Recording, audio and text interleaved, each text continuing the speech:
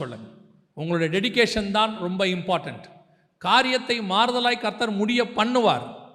அவர் சொன்னது எல்லாம் செய்ய போறார், அதில் எந்த மாற்று கருத்தும் இல்லை. அதுக்கு முதல்ல கர்த்தர் எதிர்பார்க்கறது உங்ககிட்ட டெடிகேஷன். உங்களுக்கும் தேவனுக்கும் இருக்கிற உறவு. நீங்களே ஜெபம் பண்றதில்ல, நீங்களே பைபிள் வாசிக்கிறதில்ல, ஆனால் இங்கே உட்காந்து கூட்டத்தோட உட்காந்து ஆண்டவர் ஜெப குறிப்புக்கு பதில் தருவார், தரமாட்டார். நீங்கள் ப்ரிப்பேர் ஆகாமல் கண்டிப்பாக என்ன செய்ய மாட்டார். 2ஆம் அதிகாரத்தில் அப்போஸ்தலர் நடவடிக்கையில் பரிசுத்த ஆவியானவர் ஊற்றப்பட்டார். முதல் நாள் ஊத்தல. 1ஆம் அதிகாரத்தில் அவர்கள் ஏற்கனவே கூடி வந்து ஜெபிச்சு ஒருமனப்பட்டு காத்திருந்தார்கள்.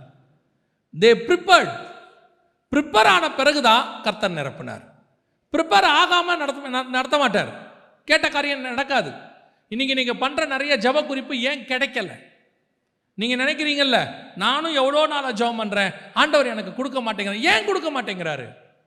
நீங்க உங்ககிட்ட அந்த ஆயத்தம் இல்லை, முந்தி மாதிரி ஒரு டெடிகேஷன் இல்லை. நான் ஒரு சிலருக்கு தான் சொல்றேன்.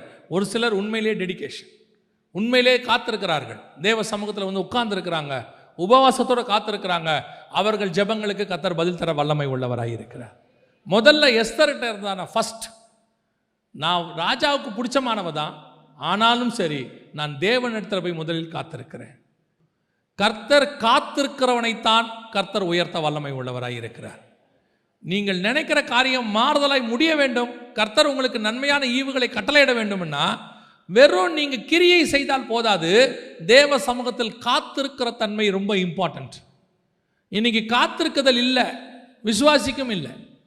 தேவன் நீங்கள் நினைக்கிற காரியத்தை செய்ய வல்லமை உள்ளவராக இருக்கிறார். அல்லேலூயா. 2வது